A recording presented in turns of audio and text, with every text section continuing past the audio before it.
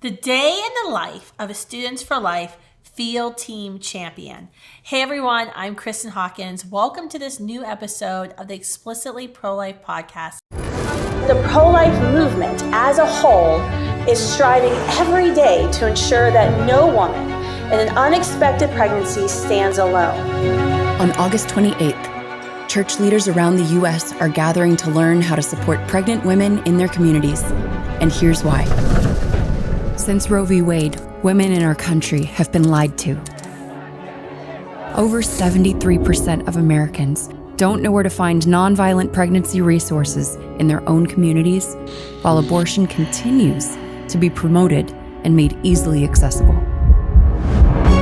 As we step into a post-Roe America, Christians must be at the forefront of changing this reality and bringing life-affirming resources to pregnant women and their unborn babies.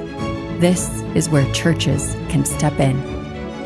More than half of abortion-seeking women identify as Christian or Catholic and often look to the church for help and guidance. Church leaders must be equipped to bring resources and empowering conversations to the pregnant, new moms, and their communities. Are you ready? Don't miss the nationwide event, Standing With Her Sunday on August 28th, and learn how you can support the most vulnerable in your community, so no woman stands alone.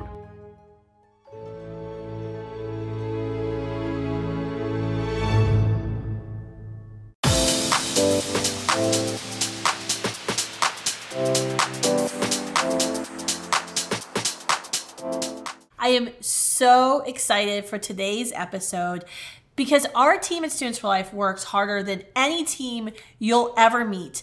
And our field team, those on our team who go to college campuses at least 4 days a week, high school campuses 4 days a week, to have conversations with young people about abortion, to help Students for Life chapters get off the ground, overcome adversity, they are nonstop, and they are truly the superheroes of this pro-life movement.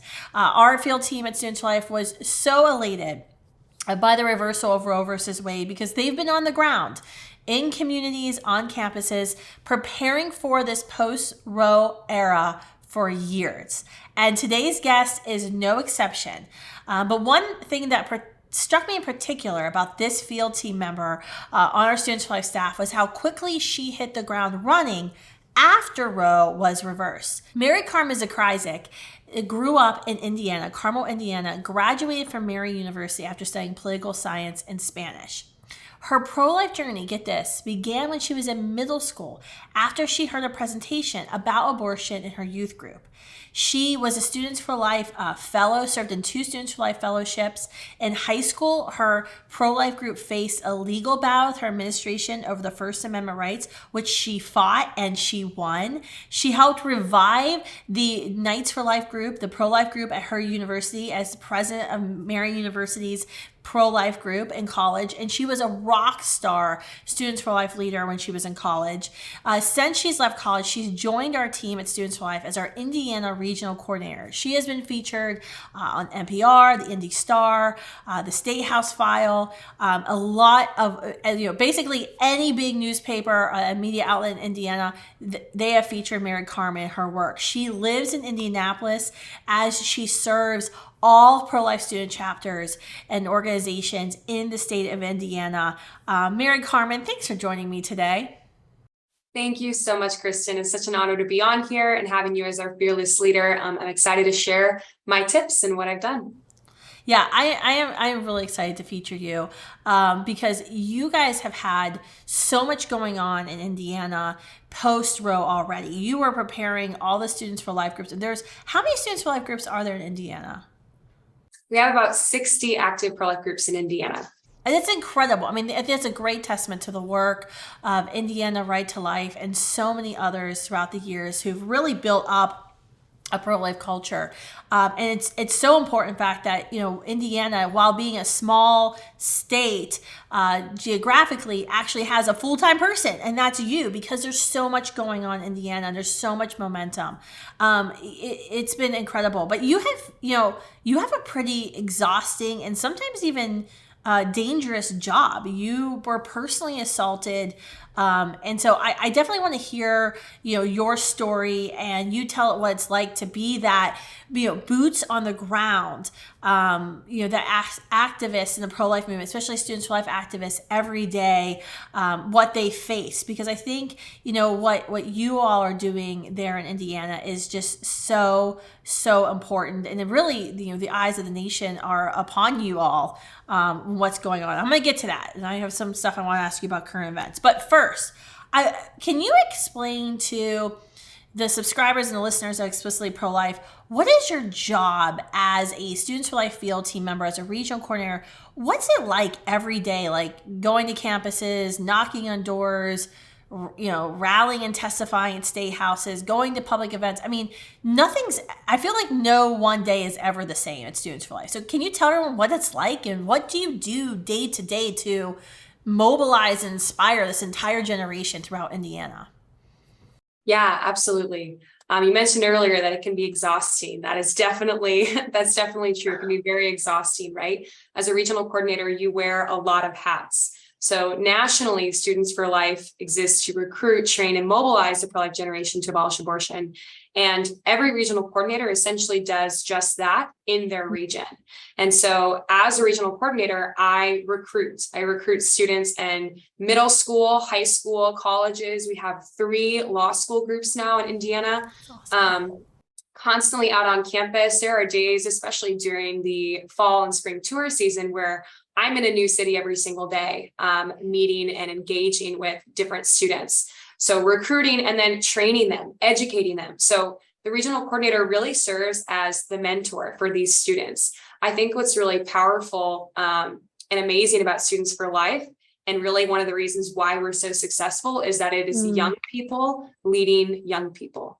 I just turned 23, right? I am fresh out of college. I've lived the experience. As you mentioned, I had a legal battle in my high school. I've been there. I know the hardships, the struggle that I can face as a pro-life student. And so having all that experience, as so many regional coordinators have under their belt, and then being able to really communicate and connect on a personal level with these students and lead them to be confident and articulate in speaking about abortion, yes, is exhausting, but it is so rewarding. It is so fruitful. You wear a lot of different hats. So a lot of times I'll be speaking or giving a training or maybe an all-school assembly talk. And then I'm driving to speak to their pro-life ministry and look at, okay, how can we support pregnant and parenting women in the church? If 40% of women who are obtaining abortions, if they identify as Christians, well, how are we reaching them in our pews? Abortion is not just outside. Sadly, abortion has made its way inside of the church. And so I've gotten to partner along with my community organizer with about 17 different churches in the Indianapolis area, really cheering them on and encouraging them to be the strong leaders in their own community.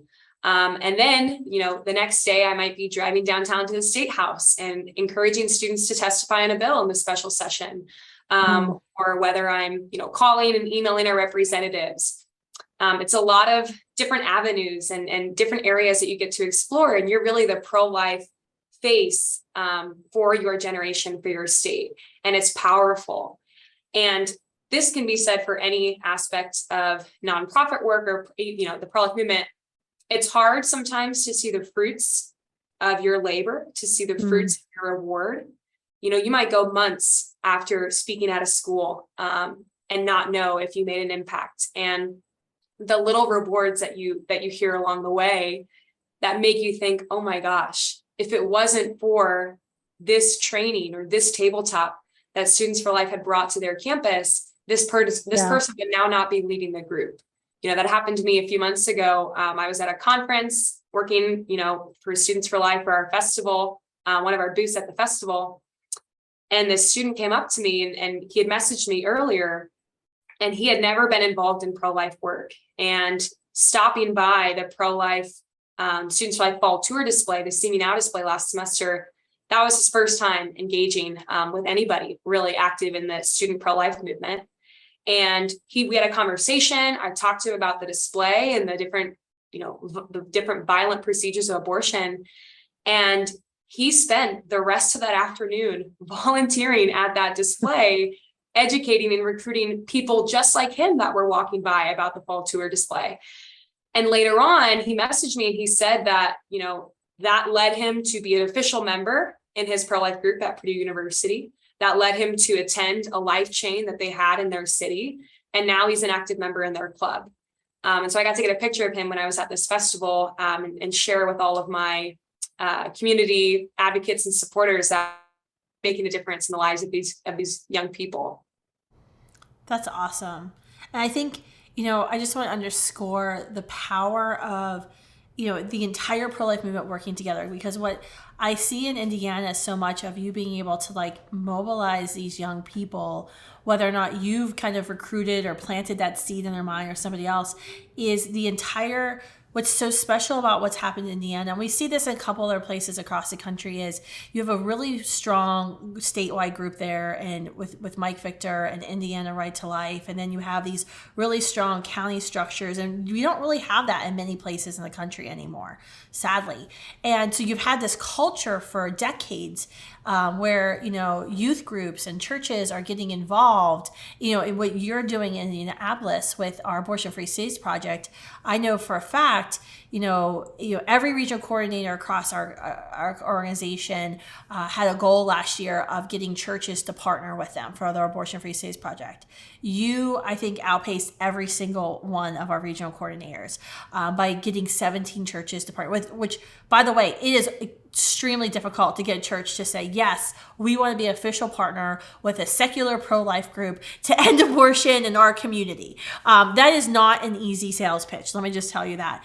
But I think it's such a testament to just all of the work that's been done there in Indiana for decades, where you can come in and really, a lot of times, kind of harvest some of the fruit that was planted years ago. And now you're paying it forward with these young people that you're speaking to at colleges and conferences and festivals that, we don't know if they're going to join a Students for Life group, but maybe in 10 years, they'll be the one testifying in the State House. So I love that. And I think it's, what you're doing and all of the work and the richness of what you're doing, all the different niches that you're involved in, I think are very important. I think really shows the breadth of Students for Life and the importance of what our mission is to recruit and then, train and then send out this entire generation. Can you, there was a Bands Off Our Bodies rally this year, I think it was just May, the boob rallies, which I didn't realize that's what their acronym was.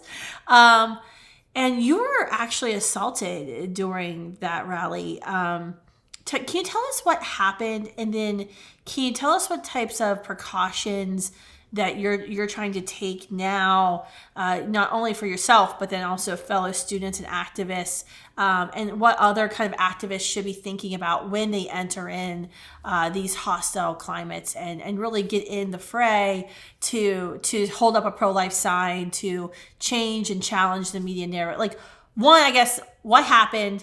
Two, how to protect yourself. And three, why is it important that you put yourself in situations where there's going to be people who hate you?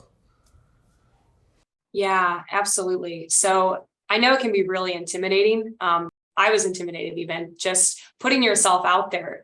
When this leak came of the draft decision for the Supreme Court, a lot of people, a lot of average Americans who, again, don't really know what abortion is, but they've heard all their life this positive and pretty rhetoric that packages up abortion as something fundamental to our nature as women. And so when they hear that it's about to be, taken away, or that the court changes their mind onto whether it's a constitutional right, there's a lot of anger. And so when that happened, there were lots and lots of rallies and protests happening all over Indianapolis. Defend Roe rallies, emergency abortion rallies, Bands Off Our Bodies. Boob rallies. Yeah.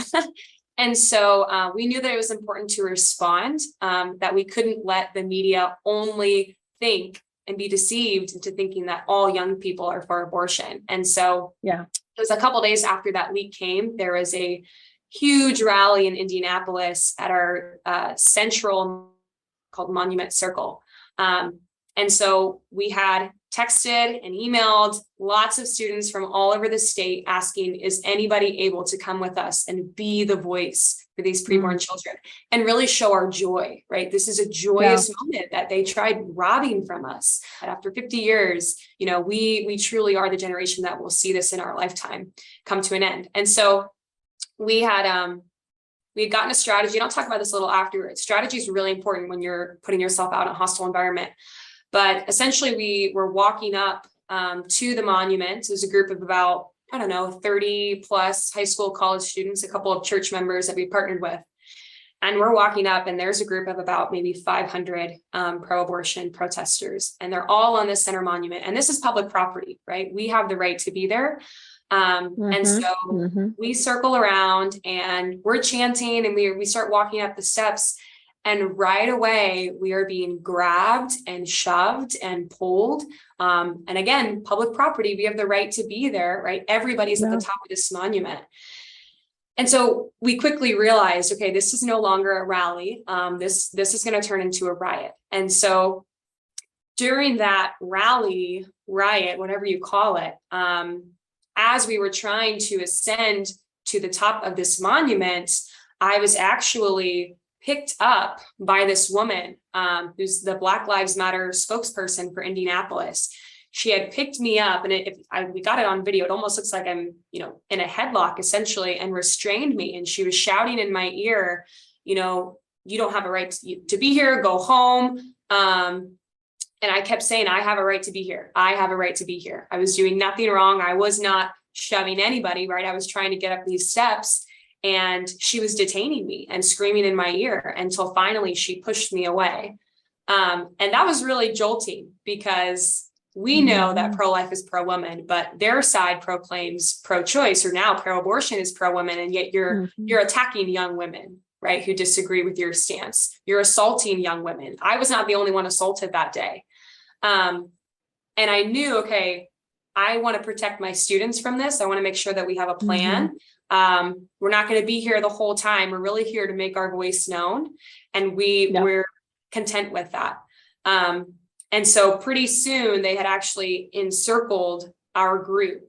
They had come around us and formed a circle, and we were kind of locked in the middle, and we just stayed there chanting and cheering. And it's really important that we communicate our joy, right? That we are smiling when we are dancing on the grave of Roe v. Wade. And so it was really neat. Actually, we were dancing. We were kind of, just trying to stay positive in the midst of just this really violence and negativity. And it worked. All of the media that was there to cover that event now sees this group of passionate, exuberant pro-life students. And suddenly we make the front page, right? And we get to tell our story. We get to be interviewed as to why we're there today. And so that, while it was scary and really disappointing that this is what we resort to, we can no longer have dialogues or conversation. It just results to screaming and detaining people who disagree with you. We left that afternoon, and we just all sat around and debriefed, and I think it was really eye-opening for our students who had never engaged in a rapid response event before, or who had never gone to a rally, just kind of to see the monster that we're up against, but also to see the steadfastness and the perseverance and the passion that exists within the pro-life community that really just bonded us that day, and continued to bond us throughout the rest of the summer leading into the special session. And so just some safety precautions to take.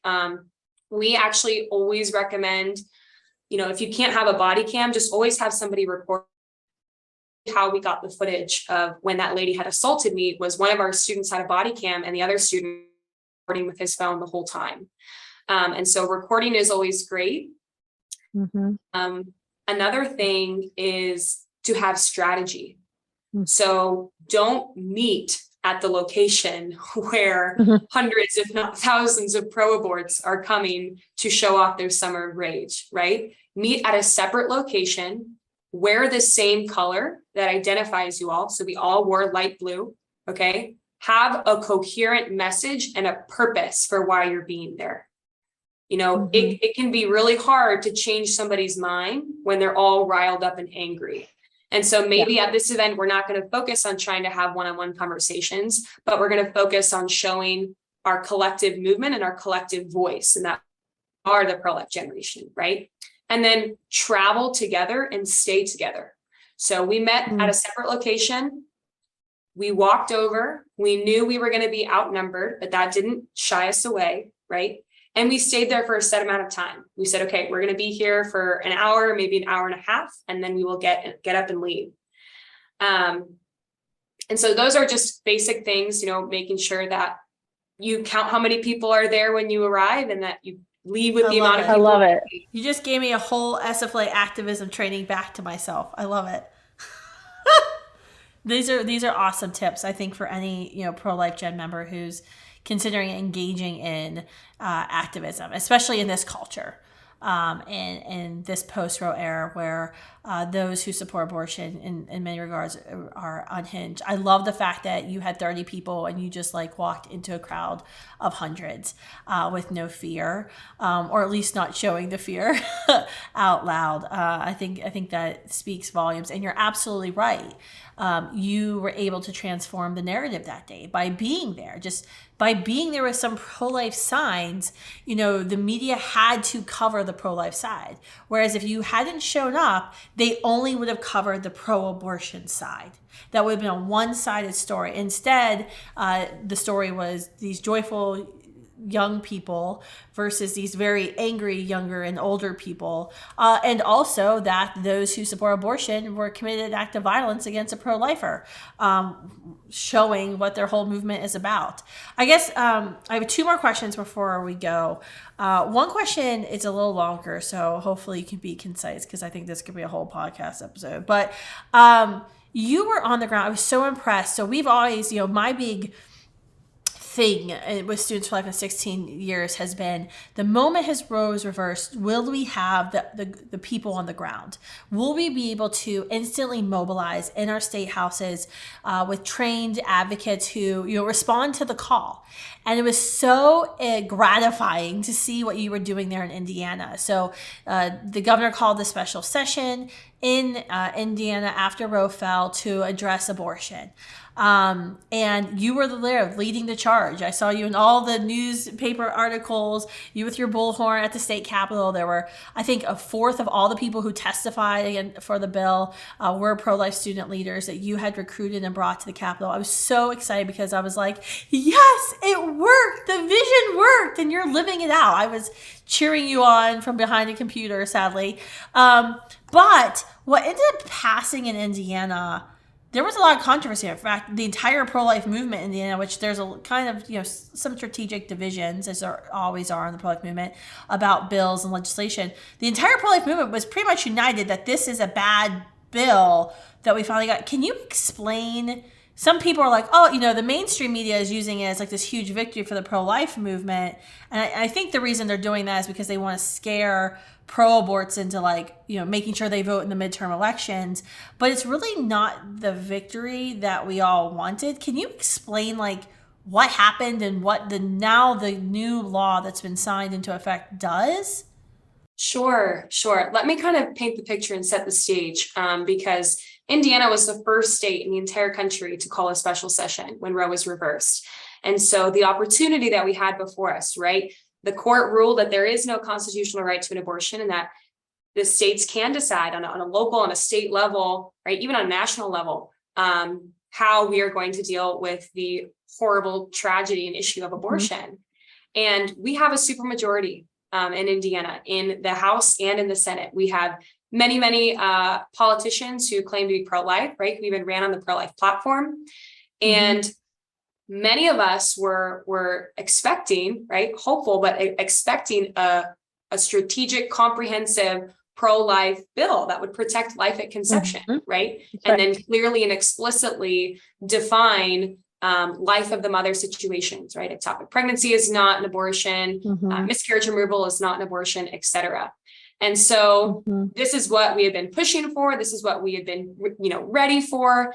And then a week the special session is to begin, a few days, actually, the Wednesday before, the Senate holds a press release and they unveil this bill that they're going to introduce.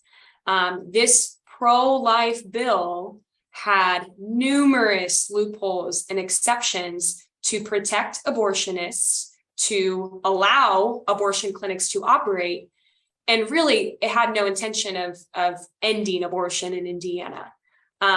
It got to the point where really every pro-life group, local, state, even national pro-life groups, calling out the Indiana legislature on this bill. We elected pro-life representatives in office. We finally have the opportunity to protect all preborn life. Why are we caving? Why all of these loopholes? What is the loopholes in the bill, actually? Because Indiana, I believe, correct me if I'm wrong, you would know this, was one of the first states to pass the Prenatal Non-Discrimination Act, saying you can't have an abortion simply because of a child's genetic code, right? Yeah, so that went all the way up to the Supreme Court.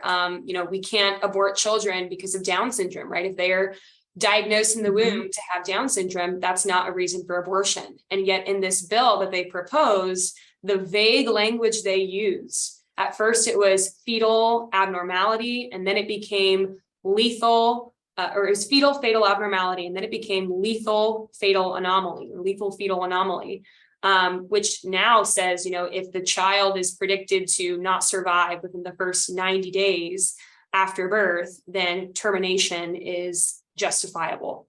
In that sense, when it was going through all these amendments, and classify that at abortion, terminating a child because of their genetic differences or probabilities. So there were so many loopholes. We knew that we had to be there in large numbers, and we had to testify. At the first day of the special session, there was, I think, 39 people that got to testify, and the majority of them were pro-life. Majority were pro-life. And I think it just shows really the beauty in collaboration with other pro-life organizations in your state, and getting to know the other local pro-life leaders. With Indiana Right to Life, with groups up in, South Bend, Hoosier Conservative Voices, with groups in Fort Wayne, Northeast Indiana Right to Life, Southwest Indiana Right to Life. All of us really came together and said, okay, we need to bus people in, right? We know the other side is very good at mobilizing. Let's collaborate and let's bus as many people to the State House on this day. And so we had 12 buses that were sent from every corner of Indiana, hundreds and hundreds. There's like 1,500 people there. Indiana Right to Life had put on this amazing rally, right? Everybody wore blue. We had a chance to talk to our legislators. We rallied and chanted as the Senate was debating the amendments for this bill right outside the Senate chamber. It was powerful. It was really powerful. And it was important that we were there, because political convenience, right, now suddenly determines which innocent child lives and which baby dies. So what happened in Indiana? So you rallied, you did your part. What happened? So it passed. The Senate Bill 1 ended up passing. It was signed into law. And so thankfully, there was an amendment added at the last second in the House that would remove the licensure from abortion facilities. So it said that we will outlaw abortion, right, except in cases of rape or incest. So if somebody is a victim of rape, they will be allowed to abort their child up to 10 weeks in pregnancy, post-fertilization. It allows abortion in cases of the genetic probability differences, right, with fetal anomalies. It also allows abortion in cases of physical health or life of the mother. And those are really the three main exceptions.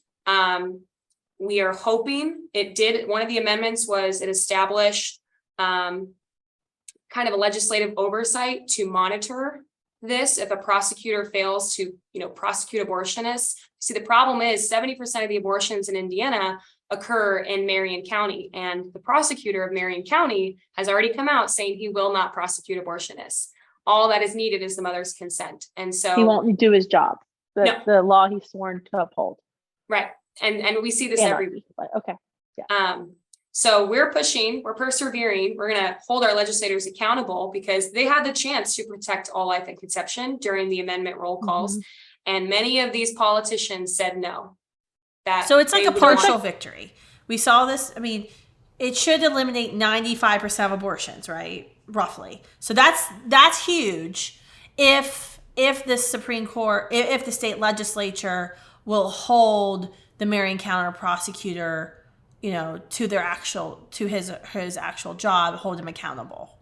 It should eliminate 95%. So that's a massive win in that regard. Still not as good as we should have gotten in the state of Indiana with as many pro-life legislators that have been elected. And I think there's a certain few in leadership that I think their constituents need to be educated about their role, because I don't really think you guys should have had to fight that hard and have to bus in, more than 1,500 people and student leaders for them to do their damn job, to be honest with you. So thank you, though, for being there. I mean, that was a long fight. It was a couple of nonstop weeks, I know, for you and for all the Students for Life leaders in Indiana. One last question, I'm going to let you go.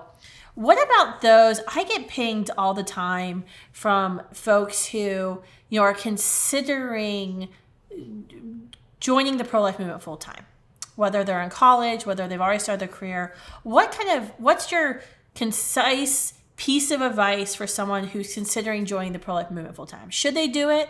And what should they be thinking about? This is the most important work we can be doing on earth.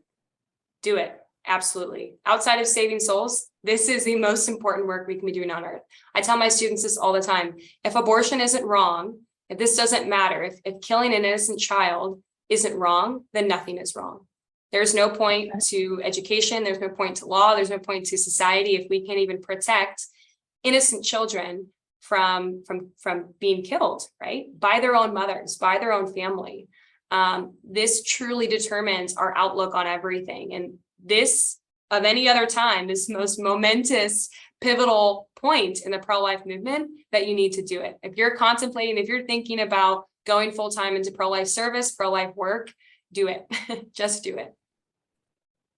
Awesome. Amen, sister. I agree 100%. Thank you so much, Mary Carmen, for coming on today. How can folks follow you and your journey in Indiana? Sure. You can follow me, my Instagram account. I post on there a lot with updates. Mary Carmen _SFLA. You can also email me, mzakrajsek@studentsforlife.org, and I'd be happy to connect with you. Thanks, Mary Carmen. Thanks for all that your work is doing and producing throughout the state of Indiana. And I think hopefully this is a shout out to the entire field team and all the region coordinators at Students for Life America, to thank them for their incredible work. There's more than 20 of them spread out across the country, covering every state. Keep them in your prayers and think about them, because as you heard from Mary Carmen, this is not usual work. This is difficult work.